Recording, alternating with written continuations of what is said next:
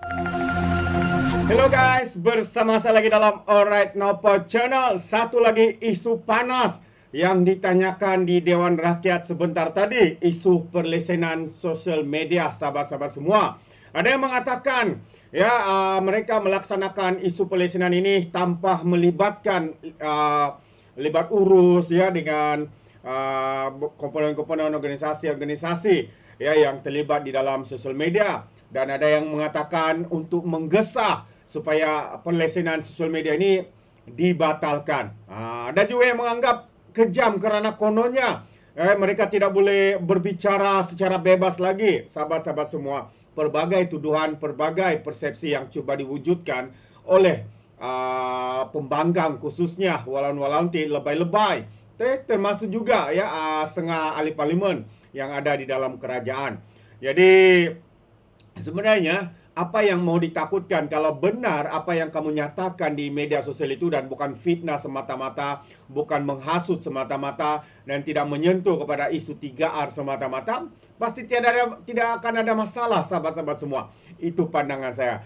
Jadi sekali lagi saya ingin membawakan Anda untuk mendengar sesi jawapan lisan ini kepada persoalan-persoalan yang dikemukakan. Jadi tanpa membuang masa, ayo kita tonton video ini bersama.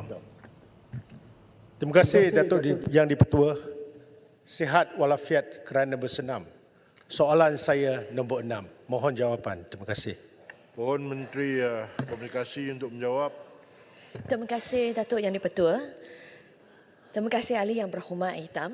Berdasarkan kepada kelulusan mesyuarat Jemaah Menteri pada 8 hari bulan Mac 2024, keperluan perlesenan ke atas penyedia perkhidmatan pesanan internet dan juga penyedia perkhidmatan media sosial telah diwatakan pada 1 hari bulan Ogos 2024 dan akan berkuat kuasa mulai 1 hari bulan Januari 2025. Sejak April 2024, beberapa sesi libat urus bersama pihak berkepentingan telah dijalankan, termasuk ByteDance pada 25 hari bulan April, 28 Ogos dan juga 26 September. Meta pada 11 Jun dan juga 18 September. Telegram pada 25 hari bulan April dan juga 23 hari bulan September. Google pada 29 April dan juga 28 Jun. X pada 25 hari bulan April dan juga 16 hari bulan Oktober, dan juga Tencent pada 24 hari bulan April dan juga 27 hari bulan Mei. Sesi perbincangan dan libat urus bersama AIC juga telah diadakan di Ibu Penjabat MCMC pada 28 hari bulan Mei 2024. Pihak AIC juga telah mengemukakan maklum balas bertulis pada 26 hari bulan Jun 2024 kepada MCMC. Jadi, dakwaan AIC dalam surat terbuka bertarikh 26 Ogos 2024 bahawa pembangunan kerangka perlesenan tidak melibatkan proses rundingan adalah tidak betul dan tidak benar. Pandangan pihak berkepentingan telah diambil kira melalui beberapa siri rundingan dan libat urus yang berterusan bagi memastikan pembangunan kerangka perlesenan yang komprehensif. Datuk Yang di-Pertua, kerangka perlesenan ini juga bertujuan memastikan accountability semua pihak termasuk penyedia perkhidmatan pesanan internet dan juga media sosial, mewujudkan persekitaran dalam talian yang lebih selamat dan menangani isu-isu jenayah dalam talian serta melindungi pengguna terutamanya untuk kanak-kanak dan mereka yang terdedah kepada kemudaratan dalam talian selaras dengan amalan terbaik global. Dalam hal ini, intervensi kawal selia adalah sangat penting dan tepat pada masanya di mana penyedia perkhidmatan perlu menguruskan operasi mereka dengan lebih baik di Malaysia termasuk menangani secara efektif kandungan mudarat selain memperkukuh sistem dalam mengurangkan jenayah cyber di platform mereka. Sebagai tambahan, MCMC juga telah menjalankan bengkel perbincangan kumpulan berfokus pada 3 hari bulan September 2024 dan juga 4 hari bulan Oktober tahun ini bersama pihak berkepentingan untuk pembangunan kod tata laku penyedia perkhidmatan. Draft kod tata laku sedang dimutamatkan dan akan diedarkan melalui proses rundingan awam pada hujung bulan Oktober 2024. Proses rundingan awam ini akan berjalan selama 14 hari untuk mendapatkan maklum balas daripada pemegang taruh dan juga pihak-pihak berkepentingan. Pihak penyedia perkhidmatan serta sedia maklum berkenaan penguatkuasaan kerangka pelaksanaan di bawah Akta 588 pada 1 hari bulan Januari 2025. Pada masa ini, MCMC juga sedang meneruskan sesi libat urus bersama penyedia perkhidmatan di mana fokus utama adalah untuk memberikan penjelasan berkenaan keperluan-keperluan pematuhan di bawah Akta 588 serta proses permohonan lesen ASP Kelas C. Sekian jawapan saya. Terima kasih, Datuk Speaker. Terima kasih Yang Berhormat Menteri. Persilakan Yang Berhormat Hitam soalan tambahan. Datuk Yang di-Pertua, terima kasih Timbalan Menteri atas jawapan. Kita sedia maklum bahawa hanya platform media sosial dan perkhidmatan pesanan internet yang mempunyai 8 juta pengguna berdaftar di Malaysia sahaja tertakluk pada memohon lesen di bawah Akta 588. Dan ini adalah sebagai kerangka kawaslia baru demi penggunaan internet yang selamat untuk kanak-kanak. Itu seperti mana yang terangkan oleh Timbalan Menteri. Ini bermakna hanya platform media sosial yang mainstream sahaja untuk tertakluk di bawah kerangka ini. Namun, kita sedia maklum bahawa kecanggihan dan kepantasan teknologi pelbagai jenis media sosial telah dibangunkan yang tak sampai pun yang digunakan oleh generasi Gen Z, tetapi lebih terpengaruh. Mereka lebih terpengaruh, tapi kurang dari 8 juta. Soalan saya, bagaimana kerajaan dapat mengawal kewujudan lambakan platform sosial media ini yang mungkin pengikutnya tak ramai, tak sampai 8 juta dan di mana jenayah internet mungkin lebih sukar dikawal? Adakah kerajaan akan menutup platform ini? Dan kita dalam keadaan untuk merangka dan peringkat awal. Di setengah negara, mereka sudah ada memperkenalkan sijil identiti kepada pengguna di mana sebagai pengesahan laman internet ni menangani isu penipuan dan talian seperti mana yang Berhormat terangkan. Apakah kita sebagai pengguna internet di Malaysia juga akan menuju ke arah ini? Ada setengah-setengah negara telah buat.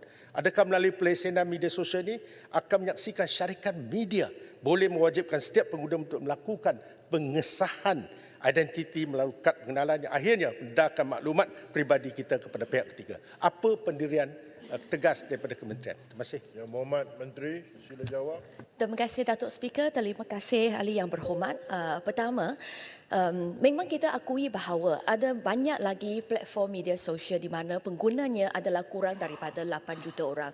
Dan apabila kementerian menetapkan 8 juta sebagai threshold, kami juga faham bahawa sebenarnya threshold ini bukan sangat-sangat tinggi.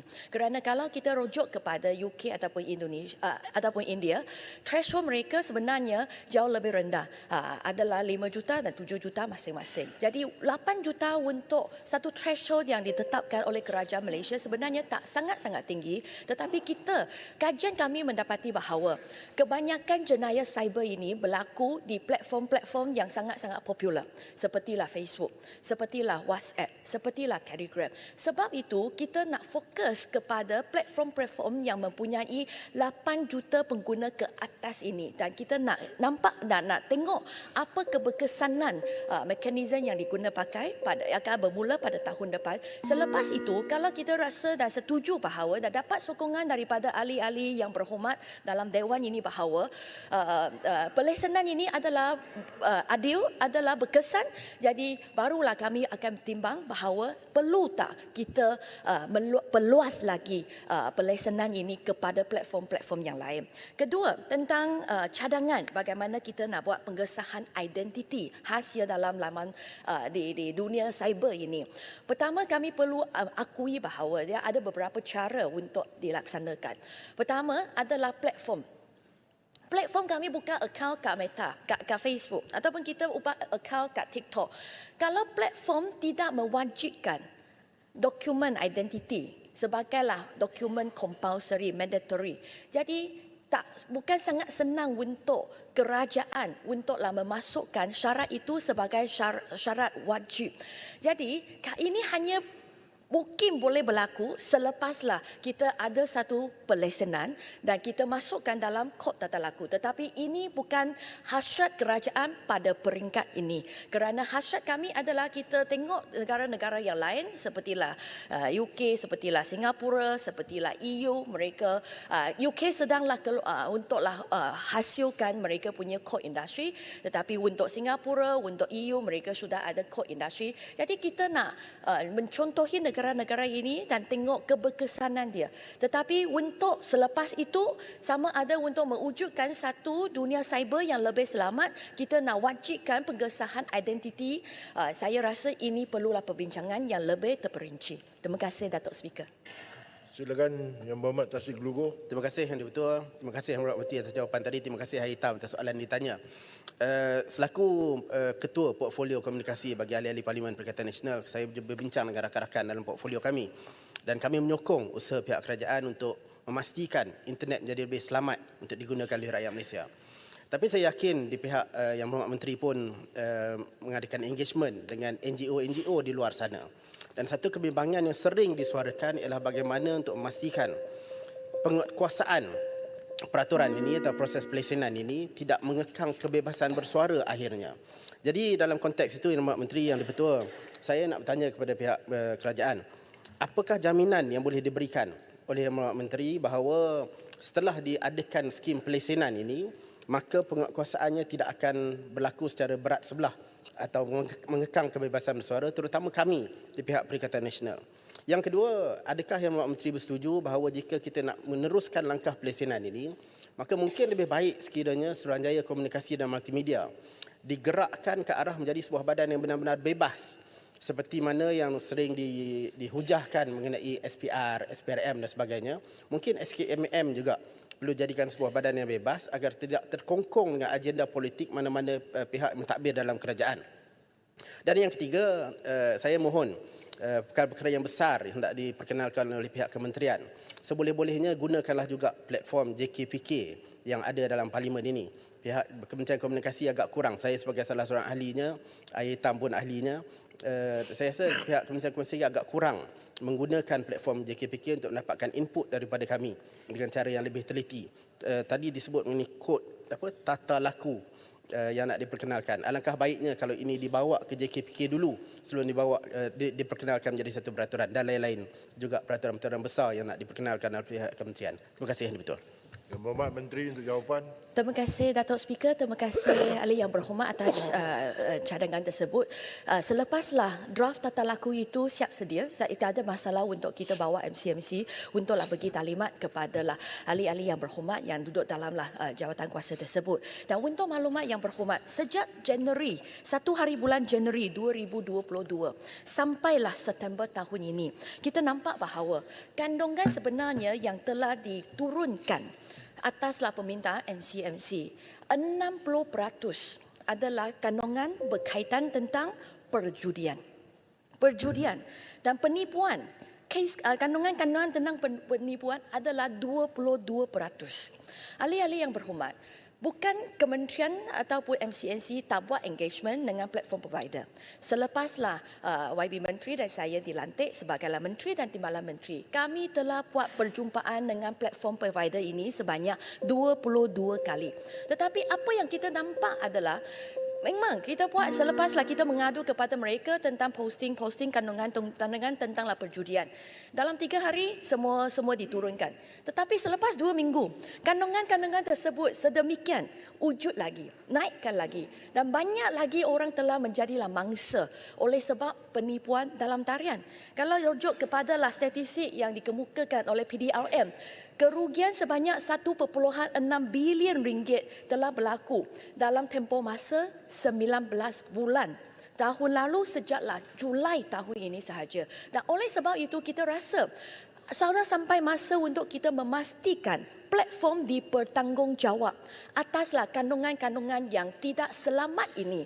Kerana apabila kita nampak posting tentang penipuan, yang mengguna pakai orang-orang muka ataupun nama orang-orang terkena, sepertilah Datuk Lee Chong Wei, sepertilah Khairul Aming, sepertilah mantan punya DG Kesihatan Tan Sri Noh Hisam. Sebenarnya posting itu adalah sponsor post. Apa maksudnya? Ada orang yang bayar Meta untuk pushkan post tersebut kepada pengguna-pengguna di Malaysia. Dan mereka, kalau mereka nampak profit, mereka dah dapat keuntungan daripada advertisement, saya rasa mereka juga ada satu tanggungjawab untuk pastikan kandungan dalam posting tersebut adalah tepat, adalah benar dan bukanlah sebenarnya kerja-kerja oleh sesama. Jadi saya harap bahawa usaha ini bolehlah dapat sokongan daripada ahli-ahli yang berhormat. Kami terbuka untuk menerima apa-apa cadangan ataupun maklum balas daripada ahli-ahli yang berhormat. Dan MCMC dan kementerian siap sedia untuklah bagilah briefing kepada Parliamentary Select Committee atas isu ini juga. Terima kasih ahli yang berhormat. Alright, itu pencerahan daripada Timbalan Menteri ya berkaitan dengan isu pelesenan sosial media ini. Pemimpin ataupun ahli parlimen Tasik Gelugur mengatakan kononnya mereka kebebasan mereka bercakap ataupun posting di media sosial telah dikawal, ada posting-posting yang dibuang dan sebagainya. Sahabat semua, sekali lagi, kenapa hari ini mereka geng-geng kepada Perikatan Nasional ini begitu bebas di dalam menfitnah, menyebarkan berita palsu? Tidak pula dikasih turun posting mereka dan sebagainya. Mereka hari ini bebas membuat tuduhan. Tidak pula mereka ditangkap dan disumbat ke penjara walaupun ada siasatan dan sebagainya. Kerana bukti untuk membuktikan itu agak sukar ya di dalam dunia cyber ini. Jadi mereka sekali lagi menggunakan isu ini untuk tujuan politik. Kononnya kerajaan ini zalim. Kononnya kerajaan ini mengawal kebebasan mereka bersuara. Sahabat semua, bagi pandangan saya, tidak ada apa-apa yang perlu ditakutkan jika apa yang Anda post, video yang Anda post, ya intipati dan kenyataannya itu tidak melanggar peraturan ataupun tidak melanggar isu sensitif. Seperti mana yang dilarang, yaitu terkait dengan isu 3R. Menggunakan bangsa, agama, apatah lagi menyentuh isu institusi diraja, ya, seperti mana pendakwaan-pendakwaan yang dibuat ke atas Muhyiddin Yassin, Papagomo, Sanusi, siapa lagi? Papagomo, Cikgu Bat, Cikgu BAD, ya.